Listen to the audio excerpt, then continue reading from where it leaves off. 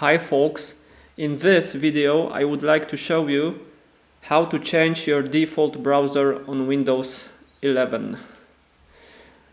I will show you two ways of doing it. I think there is more, but those two should be sufficient. Type default in your search and open default apps. Here you can find the app that you want to set as a default. You can choose Firefox or Google Chrome. I will click on Google Chrome, and here is the option Set Default. When you click this, it will be default browser for most extensions. You can come back and choose Firefox, etc. And now the second way to do it, you just open your browser, for example Google Chrome.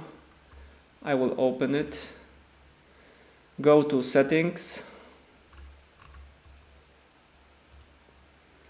and in Chrome it is here, default browser. If it wasn't my default browser, I would have the option to set it here.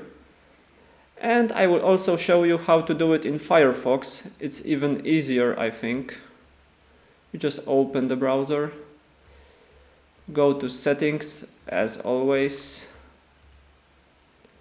and here make default, and then Firefox will be your default browser. I think in other browsers it will work similarly, so that's it.